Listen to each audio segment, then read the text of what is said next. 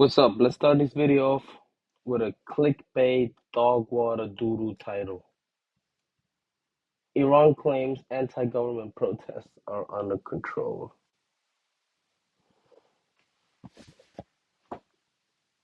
They not. I'll spoil everything. You can click off the video now. 22 seconds. They not. They just not. Let's see how BBC News reacts, handles these informations. I'm always curious. Always. Like, comment, subscribe, turn on notification, and let's get right into the video without wasting any more time. So, for you guys to see,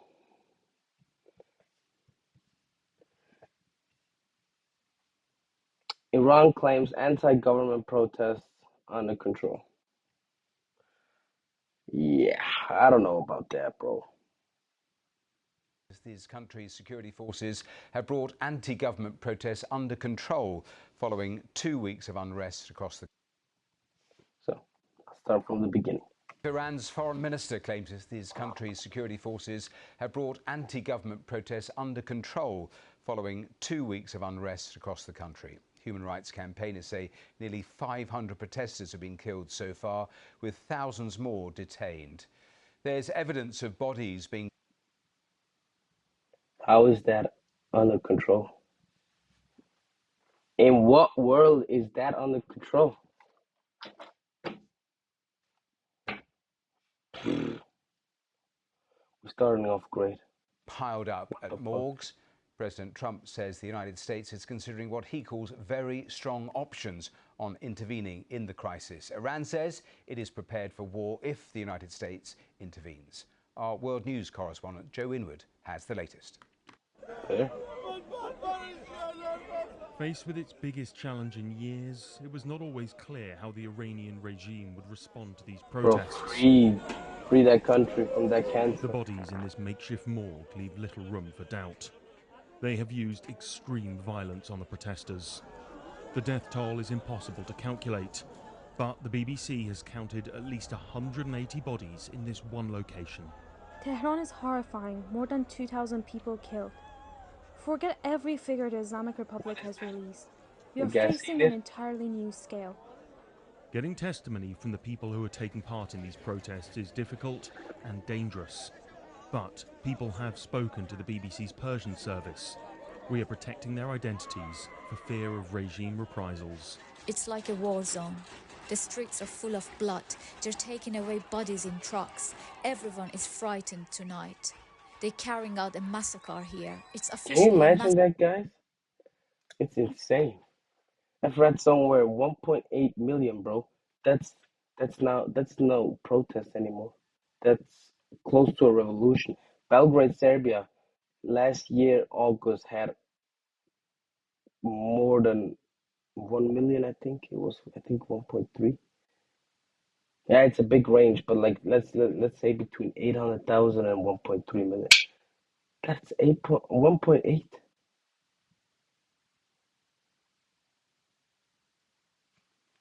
That's a revolution. That's people calling out. So, what response from the man who promised to attack the regime if protesters were killed? There seem to be some people killed that aren't supposed to be killed. These are violent. If you call them leaders, I don't know if they're leaders or just they rule through violence. But we're looking at it very seriously. The military is looking at it, and we're looking at some very strong options. We'll make a determination. Exactly what those strong options are is not yet clear, but Iran's leadership has said it will defend itself. You asked whether a preemptive operation is on our agenda. It is not. We do not want war, but we are completely ready for it. We are even more prepared than before the last war. There are some people who are just like completely delusional and out of their minds. The reason for that is obvious. These last few days have seriously threatened the clerical rule of this country. Their strategy now seems to be threefold: to get their supporters on the streets. Counter demonstrations have been shown on TV around the country to suggest that life is returning to normal. This footage, broadcast on Chinese state TV, was taken at a shop in Tehran. And, of course, the use of extreme violence against the protesters. These security forces in the southern city of Kazaroon seemingly shoot indiscriminately, and it is this final tactic which has been the most brutally effective. Trying to bring down this government was always going to be difficult and dangerous.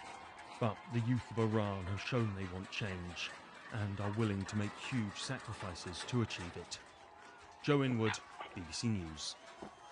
Well, let's speak live to Alex Vatanka, who's Senior Fellow at the Middle East Institute. Thank you for being with us. We've seen protests look like definitive uprisings before. Is this different, do you think?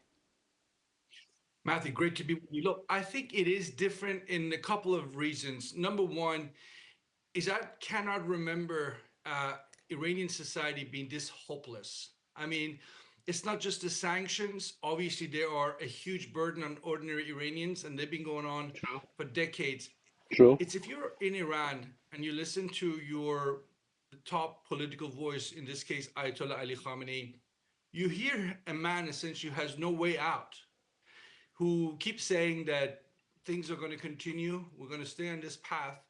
And again, that suggests years of more pain and misery.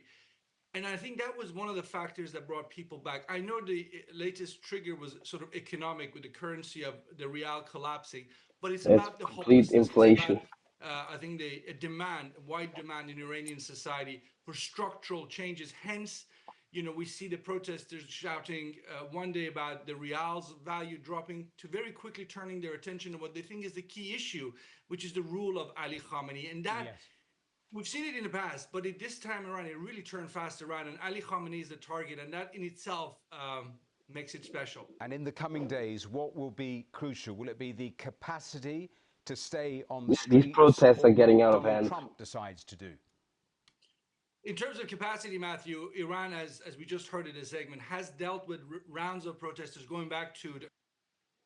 But these people are really crying for it. They're demanding it. Like Elon Musk, I'm not quite sure if that news. I'm gonna check it out on my phone. Because like sometimes I'm asking myself, like, yeah, if the people from that nation culture are reaching out to the world for help, then it's real. I mean, like, yeah, sure, media outlets can inform you of bullshit and do other stuff, but still, they can lie, they can twist stories and stuff. But did Elon Musk provide Starlink? Star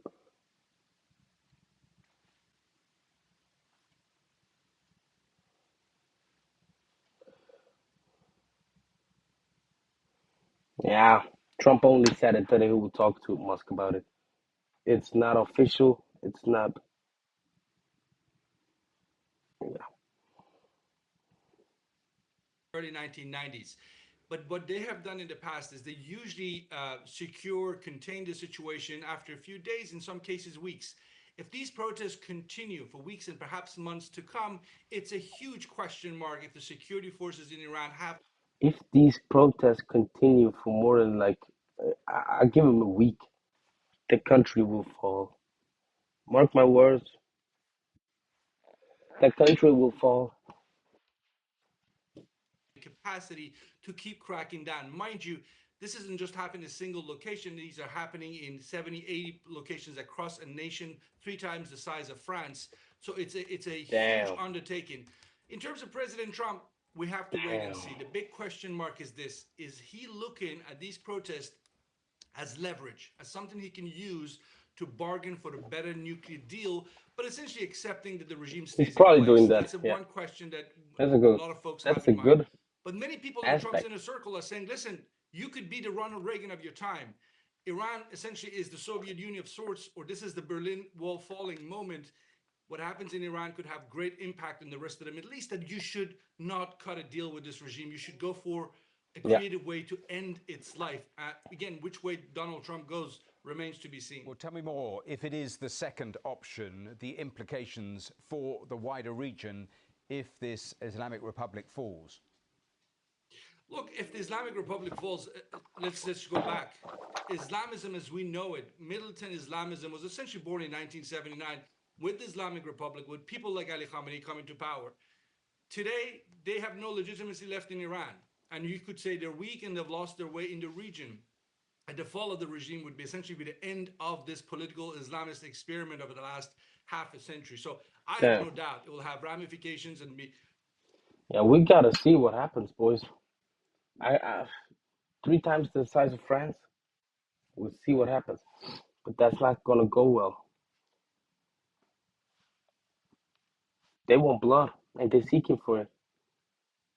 The people of Iran want change, and they're willing to sacrifice their life.